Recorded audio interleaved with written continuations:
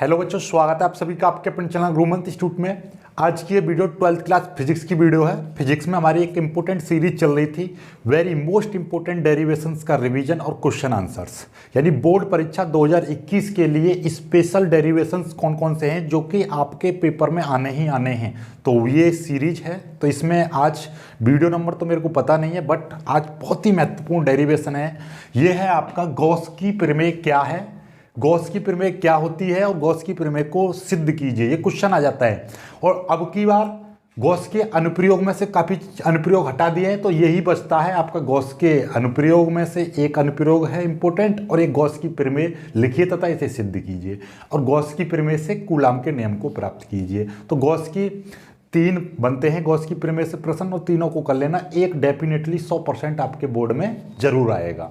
तो देखिए, सबसे पहले गॉस, ये क्वेश्चन इस तरीके से आएगा, गॉस की प्रमेय लिखिए तथा इसे सिद्ध कीजिए। तो गॉस की प्रमेय होती क्या है पहले वो समझेंगे, फिर उसके बाद में इसका डेरिवेशन करेंगे। तो गॉस की प्रमेय देखो, सिंपल सा लॉजिक है। आप एक चीज को समझो कि गॉस की प्रमेय एक बंद पृष्ठ के लिए बताई गई थी। क्या थे कि वैज्ञानिक गॉस थे, उन्होंने क्या किया कि एक बंद पृष्ठ लिया और उसका देखा कि इस पर आवेश कितना है, इतना आवेश है, माने कि इस पर 10 कूलाम 50 कूलाम, ठीक है। तो जैसे कि इसका आवेश Q है, राइट, तो इन्होंने पाया कि भाई इसका आवेश है Q। जब में इसका हम फ्लक्स निकालने जाते हैं, क्या इसका जब आवेश है तो इसका कुछ ना कुछ विद्युत फ्लक्स होगा।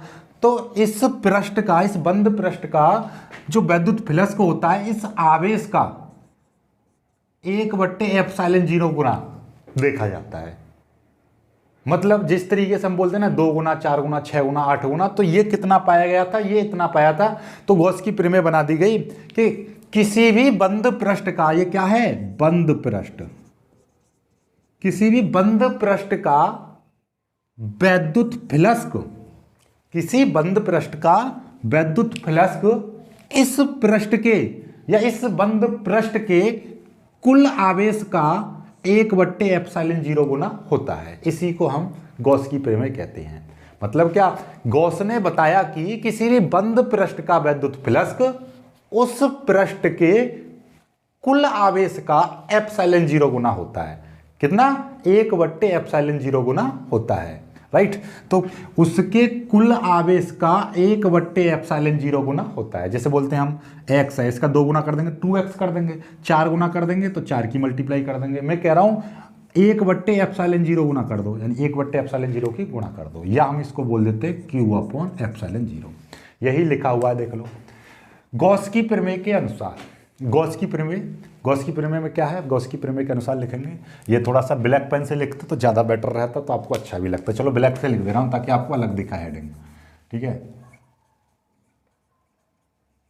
गॉस की प्रमेय क्या है, इस प्रमेय के अनुसार किसी बंद पृष्ठ का, गॉस की प्रमेय के अनुसार क्या है, किसी बंद पृष्ठ का वैद्युत फ्लक्स उस पृष्ठ के कुल आवेश का 1/ε0 गुना होता है।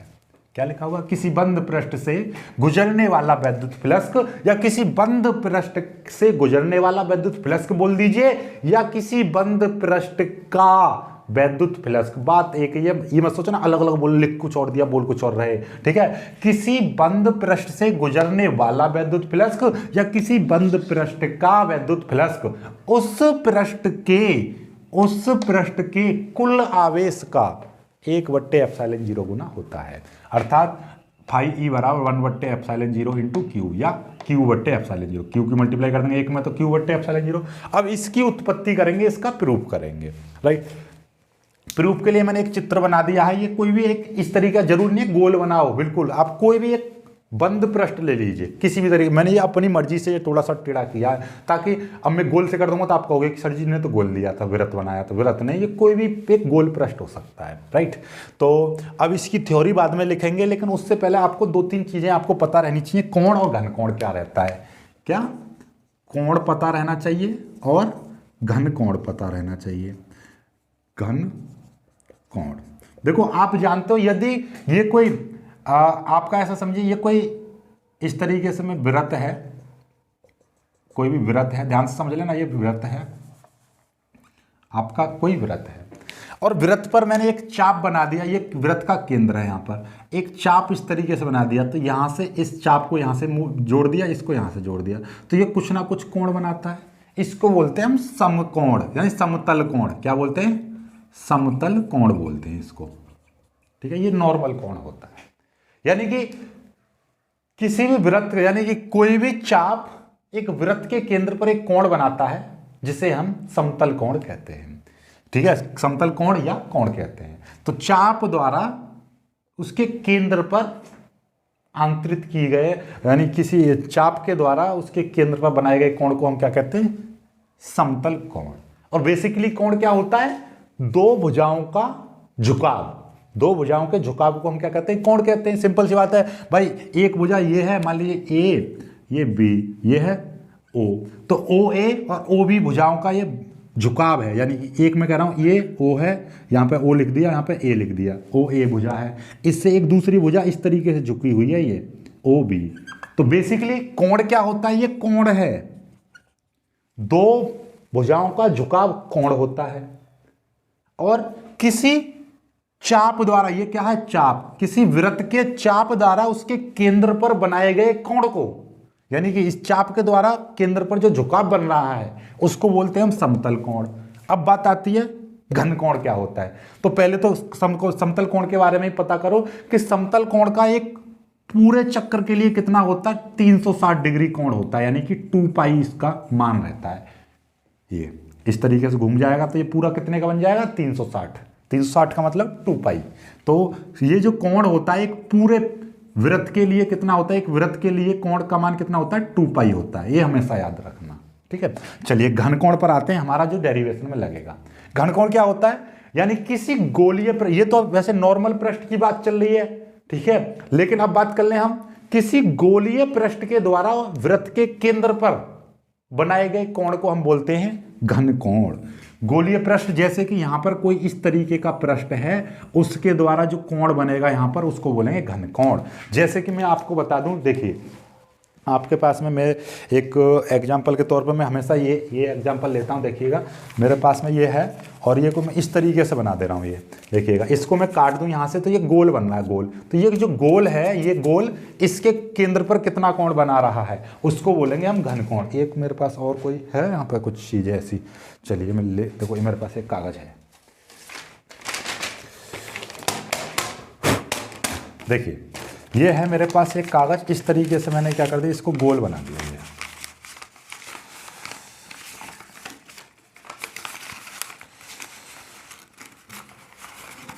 ये देखिए ये बन गया, कुल्फी जैसी बना दी मैंने। ठीक है, एक शंकु टाइप का ये। अब इसको मैं यहाँ से काट दूं, इस तरीके से काट दूं, काटने के बाद यहाँ पे गोल दिखाई देगा। तो ये जो गोल है इसके केंद्र पर यहाँ पर कितना कोण बना रहा है? गोल बनाएगा, इस तरीके से गोल जाएगा पूरा क्षेत्रफल। तो ये पूरा का पूरा जो क्षेत्रफल है इसका, इसके केंद्र पर जो कोण बनाएगा उसको बोलेंगे हम घन कोण, राइट। और हमेशा याद रखना, और इनकी जो भुजा में बना दूं जैसे कि ये इस तरीके से, तो कोण क्या रहेगा इसका? देखिए कोण भी समझ लो, कोण क्या रहेगा? कोण देखिए, कोण का मतलब ये है कि मैं इस तरीके से इनको दाब दूं, दाबने के बाद में यहाँ पर एक भुजा ऐसे बन गई ये, और एक भुजा ये बन गई, तो इसके द्वारा जो कोण बनेगा वो तो रहेगा समतल कोण। लेकिन मैं ये वाला कोण नहीं, ये पूरा एकदम गोल, ये कितना चौड़ा है, ये यहाँ पर एक कितना चौड़ा है ये गोल पूरा, वो होगा घन कोण। ठीक है, तो दोनों में अंतर समझ में आ गया, ये चीज होती है। तो ये पूरा का घनकोण ऐसा नहीं होगा, घनकोण ऐसा नहीं होगा, घनकोण होगा पूरा गोल होगा इस तरीके से कि यहाँ पर कितना गोल है, ये कितना है, ये क्षेत्रफल कितना है इसका गोल, उसको बोलेंगे घनकोण। ये यहाँ पर कितना इसका झुकाव है पूरा का गोल, यहाँ पर कितना है, इस क्षेत्रफल के द्वारा इसके केंद्र पर कितना झुकाव आ रहा है उसको बोलेंगे घनकोण। अगली बात समझ में? चलिए, तो इसमें मुझे ये नहीं समझाना था घनकोण क्या है, मुझे समझाना था कि इस घनकोण का मान क्या रहता है एक संपूर्ण पृष्ठ के लिए। संपूर्ण पृष्ठ के लिए, जैसे कि एक संपूर्ण वृत्त के लिए कोण कितना रहता है? 2 पाई रहता है। इसे संपूर्ण पृष्ठ के लिए जो घनकोण होता है, घनकोण 4 पाई रहता है। और घनकोण को इसको थीटा से प्रदर्शित करते हैं और घनकोण को हम ओमेगा से प्रदर्शित करते हैं। किससे? ओमेगा से। और ओमेगा का फॉर्मूला रहता है ओमेगा बराबर, इसका कोण बराबर क्या रहता है? चाप बट्टे त्रिज्या रहती है, कोण बराबर चाप बट्टे त्रिज्या। ऐसे ही घनकोण का जो फॉर्मूला रहता है ये चीज याद कर लो, घनकोण ओमेगा बराबर रहता है आपका A/r², या डी ओमेगा बराबर लिख देंगे dA/r², ये होता है घनकोण। घनकोण को ओमेगा से प्रदर्शित करते हैं। कोण का मात्रक रेडियन होता है, घनकोण का मात्रक स्टेरेडियन होता है। घनकोण ओमेगा बराबर A/r² होता है। यदि डी छोटा घनकोण लेंगे तो dA/dr² कर देंगे, यानी छोटे क्षेत्रफल से छोटा घनकोण बनेगा और बड़े क्षेत्रफल से बड़ा घनकोण बनेगा। ओके। और दूसरी खास बात, यदि ये तो सिंपल सा है, यदि हम इसको वेक्टर रूप में लिखने लगे, इसका मतलब यदि ये किसी कोण पर झुका हुआ है, यानी कोई इस तरीके का वृत्त ना लेकर हम कोई और मतलब इस टाइप का कोई पृष्ठ है इस तरीके से, तो उसमें कुछ झुकाव आ जाता है, झुकाव आ जाएगा तो उसके लिए हम क्या लेते हैं, dA बराबर dA cos थीटा बट्टे r²। ये थीटा क्या है, उसका मान लीजिए कोई जैसा पृष्ठ होगा तो उसका कुछ ना कुछ झुकाव बन जाएगा, कोण होगा, तो dA ये वेक्टर रूप कहलाता है इसका। ठीक है, इसको हम लिख देंगे A बराबर A cos थीटा बट्टे r²। तो ये फॉर्मूले हैं, ये लगा सकते हो, ये लगा सकते हो, ये लगा सकते हो, ये लगा सकते हो, तो घबराना बिल्कुल भी नहीं है आपको। ओके, तो ये घनकोण का याद कर लीजिए। और एक संपूर्ण पृष्ठ के लिए ओमेगा का मान कितना रहता है, संपूर्ण पृष्ठ के लिए घनकोण का मान कितना रहेगा, 4 पाई रहेगा। कितना, 4 पाई। 4 पाई क्यों, क्योंकि भाई एक सतह में कितना रहता है भाई 360, तो वो पूरा ये अपना उसका नीचे कोण बनेगा। जैसे कि हमारा भाई एक पृष्ठ है, इसको पूरा घुमाएंगे, जैसे नॉर्मली एक रेखा घूम के कितना बना लेती है, 360 बना लेती है। इसमें तो 2 पृष्ठ होंगे ना इस तरीके के, एक पृष्ठ और 2 पृष्ठ, तो जब दोनों पृष्ठ घूमेंगे तो कितने बन जाएंगे, 2 पाई 2 पाई 4 पाई, इस तरीके से 4 पाई बना लेते हैं। तो ओवरऑल घनकोण और कोण का मतलब समझ में आ गया। अब आपको ये डेरिवेशन बहुत ही ईजी लगेगा, हलवा जैसा। भाई 2 बातें याद कर लीजिए कोण और घनकोण में से, कि घनकोण का फॉर्मूला ये रहता है और इसका संपूर्ण पृष्ठ के लिए मान कितना, 4 पाई रहता है। बस इतना याद कर लीजिए, इससे ही मेरा काम हो जाएगा आसान। ठीक है, चलिए अब इसको हम करते हैं, इस डेरिवेशन को।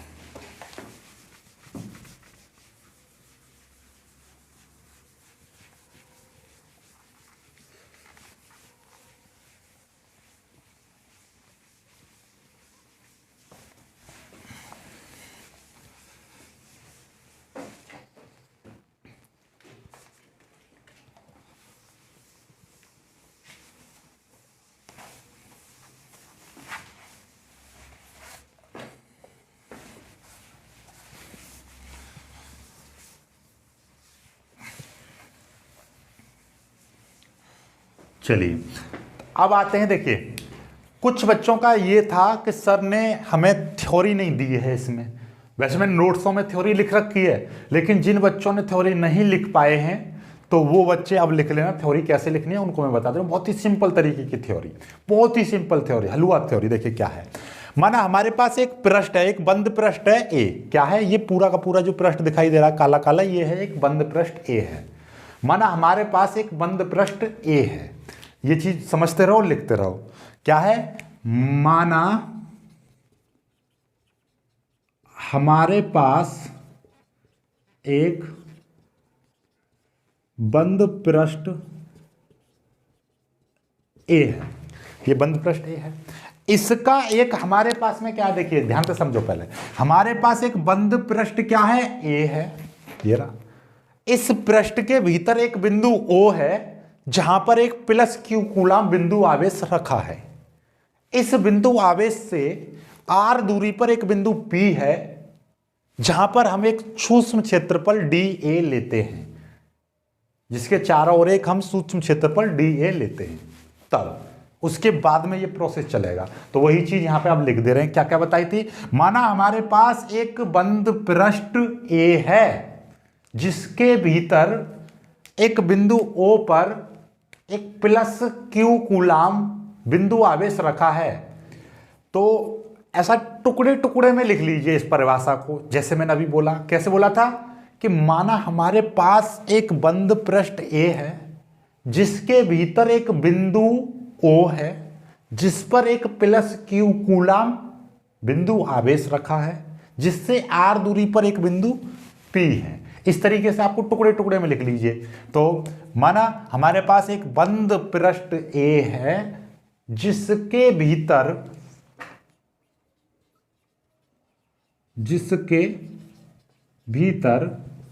एक बिंदु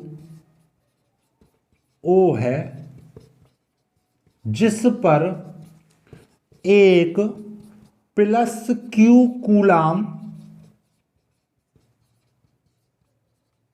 बिंदु आवेश प्लस क्यू कूलाम बिंदु आवेश रखा है।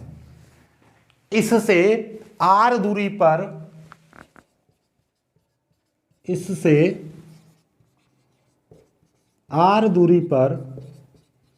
एक बिंदु P है, जिससे आर दूरी पर एक बिंदु P है। माना P पर, अब P तक पहुंच गए। अब P पर हम क्या लेते हैं, एक छोटा क्षेत्रफल dA मानते हैं। इसको एक पृष्ठ क्षेत्रफल खींचते हैं, इस क्षेत्रफल अब खींचते हैं यहां पर ये इस तरीके से। तो माना बिंदु P पर P के चारों ओर एक सूक्ष्म क्षेत्रफल dA है। माना बिंदु P के चारों ओर एक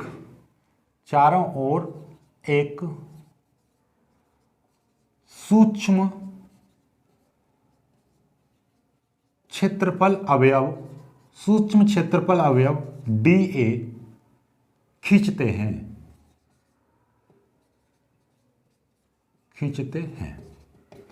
अब देखिएगा, अब हमने क्या करा, इस P के चारों ओर हमने क्या कर दिया, एक इस तरीके से हम यहां पर क्या कर दिया, एक सूक्ष्म क्षेत्रफल अवयव खींच दिया, यानी एक छोटा क्षेत्रफल बना दिया। अब इस क्षेत्रफल के लिए हम निकालेंगे वैद्युत फ्लक्स, फिर टोटल निकाल देंगे टोटल पृष्ठ का। तो हम अब बात कर रहे हैं यहां से, माना छोटे क्षेत्रफल के लिए वैद्युत फ्लक्स, माना छोटे क्षेत्रफल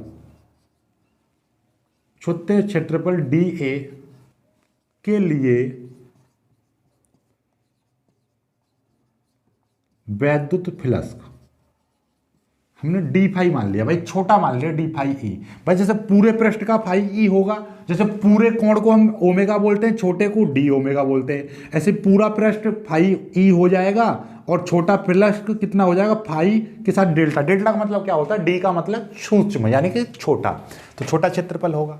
तो छोटा क्षेत्रफल का फॉर्मूला क्या होता है, नॉर्मली आपका जो फॉर्मूला रहता है फाई बराबर जो फॉर्मूला होता है ई इंटू ए होता है, यानी कि इलेक्ट्रिक फ्लक्स ई ए। तो उसी तरीके से यहाँ पे क्या हो जाएगा, E into D A vector हो जाएगा। इस तरीके से हम वेक्टर लगा देते हैं। इसको वेक्टर को यहाँ पर हम इस फॉर्मूले को इस तरीके से भी लिख देते हैं, E into D a cos theta. जैसे ये E vector dot A vector होता है, या हम लिख देते हैं ई ए कॉस थीटा। इसको वेक्टर रूप में हम लेंगे, इस फ्लक्स वाले फॉर्मूले को वेक्टर में लेंगे, राइट। ये चीज, ये थीटा क्या है, थीटा इस क्षेत्रफल ई तथा इस क्षेत्रफल सदिश के बीच में कोण है। डी ए क्या है, आपका क्षेत्रफल सदिश है, उसके बीच में बना कोण है ये। तो इनको ज्यादा मत करो, आप सीधे सीधे याद रखो कि ये फॉर्मूला होता है, ई ए कॉस थीटा होता है। ए की जगह पर हमने छोटा क्षेत्रफल लिया है तो डी ए लगा दिया, तो डी ए के कारण यहाँ पर एक छोटा सा फ्लक्स निकल कर आया है, राइट। यहां तक तो कोई दिक्कत वाली बात नहीं है।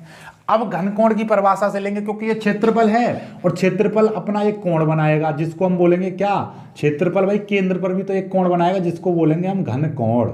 ये हो जाएगा डी ओमेगा। तो घनकोण की परिभाषा से क्या होता है, यहां से लिखेंगे घनकोण की परिभाषा से, घनकोण की परिभाषा क्या कहती है, डी ओमेगा बराबर होता है डी ए कॉस थीटा बट्टे आर स्क्वायर। यही होता है ना, डी ओमेगा बराबर डी ए कॉस थीटा बट्टे आर स्क्वायर। हमें यहाँ पे क्या है दिखाई दे रहा है, डी कॉस थीटा दिखाई दे रहा है, डी ए कॉस थीटा दिखाई दे रहा है। तो डी ए कॉस थीटा की हम वैल्यू निकालेंगे तो ये इधर आ जाएगा, तो ये क्या हो जाएगा, डी ए कॉस थीटा। चलो यहाँ पे नहीं दिखाई दे रहा तो इधर कर लीजिए, कोई दिक्कत वाली बात नहीं है इधर। चलिए, तो यहाँ तक तो कोई परेशानी नहीं है। यहाँ से हम डी ए कॉस थीटा की वैल्यू निकालेंगे तो ये चीज आ जाएगी, यहाँ पर क्या आ जाएगी, देखिए डी ए कॉस थीटा बराबर, देखिए डी ए कॉस थीटा चाहिए तो आर स्क्वायर की मल्टीप्लाई इधर हो जाएगी, तो ये क्या हो जाएगा, आर स्क्वायर डी ओमेगा आ जाएगा। बात समझ गए ना भाई, हमें डी ए कॉस थीटा की वैल्यू चाहिए तो ये आर स्क्वायर इधर आ जाएगा, तो R square into d omega, ठीक है, डी ओमेगा आ गया। अब ये वाली वैल्यू यहाँ पर रख देंगे, इसको मैं समीकरण 1 मान ले रहा हूँ। अब लिख देंगे समीकरण 1 से समीकरण एक से क्या हो जाएगा, इसकी जगह पर डी ये चीज इसकी जगह पर क्या आ जाएगी, ये वैल्यू दिखाई दे रही है आपकी, तो क्या हो जाएगा डी फाई ई बराबर ई इंटू क्या हो जाएगा, E into r square d omega हो जाएगा। ये हो गया, यहां तक तो कोई दिक्कत वाली बात नहीं है। यहां के बाद ये तो बहुत ही सिंपल सी चीजें हैं, इनसे तो कोई लेना देना नहीं है। यहां के बाद में आपको क्या करना है भाई, आप ये भी चीज तो जानते हो, ई क्या है, वैद्युत क्षेत्र, और वैद्युत क्षेत्र यहां पे हमारा क्या है, ये ई क्यू है, क्यू के कारण भी तो यहां पे कुछ ना कुछ वैद्युत क्षेत्र उत्पन्न होगा। उस वैद्युत क्षेत्र का मान कितना होगा आप जानते हो, प्लस क्यू के कारण वहां पर उत्पन्न वैद्युत क्षेत्र ई बराबर 1/4πε0 Q/r² होता है। तो वैद्युत क्षेत्र कितना हो जाएगा आप जानते हो, वैद्युत क्षेत्र भाई किसी आवेश के कारण r दूरी पर कुछ ना कुछ वैद्युत क्षेत्र भी उत्पन्न होगा, और वैद्युत क्षेत्र का क्या हो जाएगा 1/4πε0 Q/r², ये होता है वैद्युत क्षेत्र। किसी बिंदु आवेश के कारण r दूरी पर वैद्युत क्षेत्र की तीव्रता, ये सबसे पहला डेरिवेशन करवाया था इस वीडियो का, ये सीरीज चलाई थी तो वहां पर करवाया था। किसी बिंदु आवेश के कारण r दूरी पर वैद्युत क्षेत्र की तीव्रता का व्यंजक कितना होता है, E बराबर 1/4πε0 Q/r², यही होता है। तो ये आ जाएगा इंटू ये आपका क्या है r² इंटू डी ओमेगा आ जाएगा। ओके चलिए, अब आपको क्या दिखाई दे रहा है, देखिए नॉर्मली सा बात है, r² से ये r² कट गया, ठीक है। तो ये कितना चीज आ गई आपकी, ये आ गई d omega d phi E बराबर 1/4πε0, और ये आ गया Q इंटू डी ओमेगा, इतना आ गया आपका। अब ये किसका निकला, ये छोटे वाले, इस छोटे वाले की बात चल रही थी, छोटे वाले माना छोटे क्षेत्रफल डी ए के लिए निकला ये वैद्युत फ्लक्स, डी फाई है ना, डी फाई ई, यानी कि ये डी फाई ई किसके लिए निकला है, इस छोटे वाले क्षेत्रफल के लिए निकला है। लेकिन हमें तो क्या निकालना है, इस पूरे पृष्ठ का निकालना है। तो हमने एक बात बताई थी कि संपूर्ण पृष्ठ के लिए क्या करेंगे हम, इस ये छोटे वाले का तो हमने घनकोण डी ओमेगा मान रखा है, तो इस संपूर्ण पृष्ठ के लिए, यानी एक संपूर्ण पृष्ठ के लिए घनकोण कितना होता है, हम जानते हैं संपूर्ण पृष्ठ के लिए घनकोण का मान होता है 4 पाई। तो हम जानते हैं, यहां पे लिख देंगे वी नो दैट, हम जानते हैं, हिंदी में लिख देना वी नो दैट का मतलब क्या है, WKT का मतलब वी नो दैट, हम जानते हैं कि संपूर्ण पृष्ठ के लिए, संपूर्ण पृष्ठ के लिए, और तो डी ओमेगा का मान कितना हो जाएगा 4 पाई हो जाएगा। अतः संपूर्ण पृष्ठ का वैद्युत फ्लक्स, संपूर्ण पृष्ठ का वैद्युत फ्लक्स, देखिए ध्यान से समझो, अभी हमारी बात चल रही थी इस छोटे वाले फ्लक्स की, यानी छोटे क्षेत्रफल की बात चल रही थी। छोटे क्षेत्रफल के कारण जो वैद्युत फ्लक्स आया है वो आपका हमने डी फाई माना था, छोटे फ्लक्स का, छोटे क्षेत्रफल के कारण छोटा फ्लक्स। अब बात कर रहे हैं हम टोटल पूरे उसकी बात कर रहे हैं, तो मैंने क्या बताई थी भाई, छोटा क्षेत्रफल रहता है तो उसका कोण डी ओमेगा लगा देते हैं, पूरे की बात करते हैं तो ओमेगा लगा देते हैं। उसी तरीके से छोटे वाले पृष्ठ का जो फ्लक्स है वो डी फाई है, तो डायरेक्ट बड़े वाले पूरे संपूर्ण की बात करेंगे तो संपूर्ण का क्या लगा देंगे, फाई ई लगा देंगे, पूरे की बात चल रही है। अब और यहाँ पे क्या कर देंगे, बाकी सारा कुछ सेम रहेगा, 1/4πε0 Q इंटू, बस यहाँ पे डी ओमेगा की जगह पे कितना आ जाएगा, डी ओमेगा की जगह पे 4 पाई आ जाएगा। 4 पाई क्यों आ गया, क्योंकि संपूर्ण पृष्ठ के लिए जो घनकोण होता है, संपूर्ण पृष्ठ के लिए डी ओमेगा जो होता है वो कितना होता है 4 पाई रहता है। या आप लिख सकते हो संपूर्ण पृष्ठ के लिए घनकोण कितना होता है 4 पाई होता है, हमने बताई थी इससे पहले घनकोण के बारे में, ठीक है। अब आपको क्या दिखाई देगा, 4 पाई से ये 4 पाई कट गया तो कितना आ गया दिखाई दे रहा है, तो यहाँ पे लिख दे रहा हूं मैं, ये आ जाएगा फाई ई बराबर 1/ε0 इंटू क्यू। यही तो गॉस की प्रमेय है, देख लो यही, तो यहाँ पे लिख देंगे यही गॉस की प्रमेय है, ठीक है। तो इस तरीके से आपका ये हो गया। जल्दी से स्क्रीनशॉट ले लीजिएगा, और इसमें कोई भी दिक्कत है, आपको कोई भी समस्या है तो वीडियो को पीछे करना, फिर से देखना, बिल्कुल समझ में आ जाएगी। इससे इजी वे में कोई भी नहीं समझा सकता आपको, पूरे यूट्यूब पर कहीं पर भी सर्च मार लेना बेहतरीन तरीके से। और इसकी मैंने कई तरीके से और इजी वे में भी काफ़ी समझा रखी है, और ये भी बहुत इजी वे है, बहुत ही प्यारी प्यारी वो है। आपको बस कोण और घनकोण पता रहना चाहिए, बाकी आपको एक विद्युत क्षेत्र की तीव्रता का फॉर्मूला पता होना चाहिए, खत्म कहानी। ठीक है, इस तरीके से है ये। आप ये यहाँ पर मैं देख लेता हूँ एक बार, ये दिखाई दे रहा है नहीं दिखाई दे रहा, ये इस तरीके से है, ये यहाँ पर ये। ठीक है, आपको देख लेता हूँ एक बार, चलिए दिखाई दे रहा है, ओके, कोई दिक्कत वाली बात नहीं। और मैं इसको लीजिए नीचे कर दे रहा हूँ, लीजिए ये, ठीक है, ये अब दिखाई दे रहा, अब और दिखाई दे रहा होगा बेहतरीन, आप इसको देख सकते हो। क्लियर है ना बात, एकदम बेहतरीन तरीके से सारा कुछ आपको विजिबल हो रहा होगा। 1/4πf, देखिए अब दिखाई दे रहा। अब एक बार मैं फिर से आपको बता दे रहा हूँ, देखिए यहाँ से हम बात करते हैं, एक बार मैं पूरा ही रिवाइज करा दे रहा हूँ। भाई हमने माना है कि ये एक छोटा क्षेत्र, माना हमारे पास एक बंद पृष्ठ ए है, इसका एक प्लस Q कूलम एक बिंदु आवेश O पर रखा है, जिससे r दूरी पर एक हमारा बिंदु P है। अब इस P पर हमने एक छोटा सा क्षेत्रफल लिया, इस P पर हमने एक लघु अवयव खींच दिया, एक लघु क्षेत्रफल मान लिया कि भैया ये यहाँ पर इस P पर एक छोटा सा क्षेत्रफल है। जैसे मैं हूँ, मैं अपने हाथ पर मान ले रहा हूँ भैया मेरा एक इतना ये थोड़ा सा मांस का टुकड़ा है दा, ठीक है, तो एक छोटा सा टुकड़ा है ये, तो इसमें कुछ ना कुछ वजन होगा। उसी तरीके से मैंने यहाँ पे एक क्षेत्रफल मान लिया, तो ये क्षेत्रफल कुछ ना कुछ इस पॉइंट पर कुछ ना कुछ घनकोण बनाएगा, फिर इसका भी कुछ ना कुछ फ्लक्स होगा, इसका भी कुछ ना कुछ विद्युत क्षेत्र होगा। समझ रहे हो ना बात को, तो वही चीज। तो हमने माना कि एक सूक्ष्म क्षेत्रफल dA खींचते हैं इस P पर, बिंदु P पर, लिखा नहीं है, हाँ बिंदु P के चारों ओर खींच दिया। माना इस छोटे क्षेत्रफल के लिए विद्युत फ्लक्स, इस छोटे क्षेत्रफल के लिए जो विद्युत फ्लक्स का आएगा छोटा ही आएगा, सिंपल सी बात है भाई। एक मैं कह रहा हूं, एक मेरे पास एक बड़ी चुम्बक है, उसके कारण चुम्बकीय क्षेत्र उत्पन्न होगा तो वो काफी ज्यादा होगा।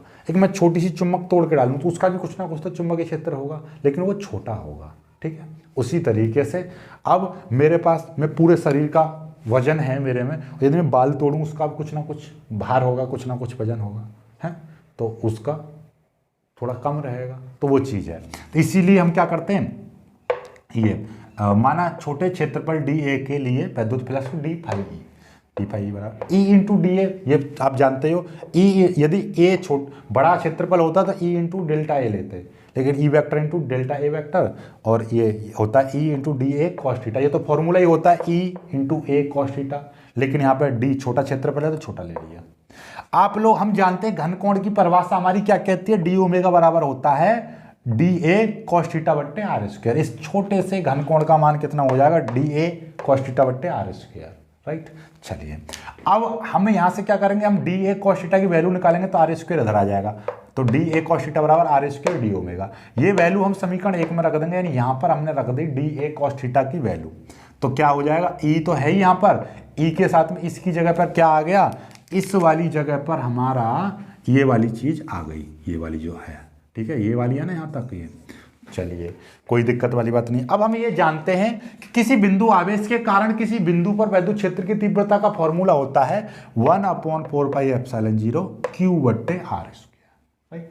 आर स्क्वायर से आर स्क्वायर कट गया, 1/4πε0 Q इंटू डी ओमेगा बचा।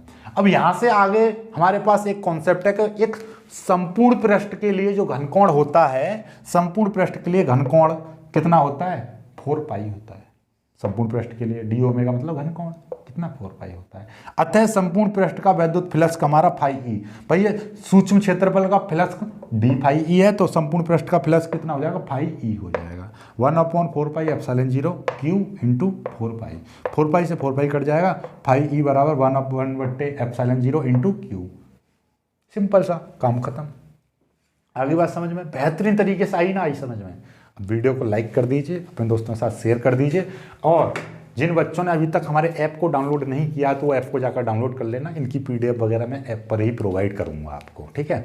वैसे तो पीडीएफ का कुछ बचा नहीं, इसका आप स्क्रीनशॉट ले लीजिए, यही पीडीएफ बन जाएगी। स्क्रीनशॉट ले लीजिए इसका, यही पीडीएफ आपके लीजिए। मैं साइड हट जा रहा हूँ, ये देखिए स्क्रीनशॉट ले लीजिए जल्दी से, ये आपका पीडीएफ बन जाएगा।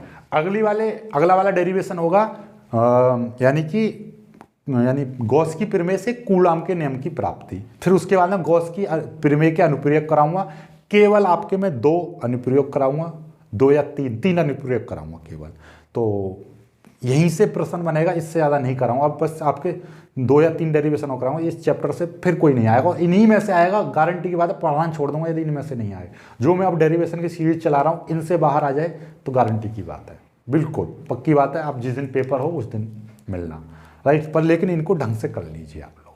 बस वीडियो को लाइक कीजिए, अपने दोस्तों के साथ शेयर कीजिए। और जिन बच्चों ने अभी तक हमारे सेकंड चैनल को सब्सक्राइब नहीं किया है मैथ वाले को, तो उसको कर लेना, क्योंकि मैथ का अनसोल्ड स्टार्ट करने वाला हूँ मैं। और वो हमारे सेकंड चैनल पर स्टार्ट होगा। और सेकंड चैनल पर थोड़ा सा आपका रेस्पॉन्स बहुत कम आ रहा है। सो प्लीज़ मेरी आपसे रिक्वेस्ट है कि चैनल को ज़्यादा से ज़्यादा शेयर करो और दबा के। तो बाकी मुझे पता है सब लोग कर रही हो, और ज़्यादा करिए। मिलते हैं, तब तक के लिए बाय बाय, जय हिंद।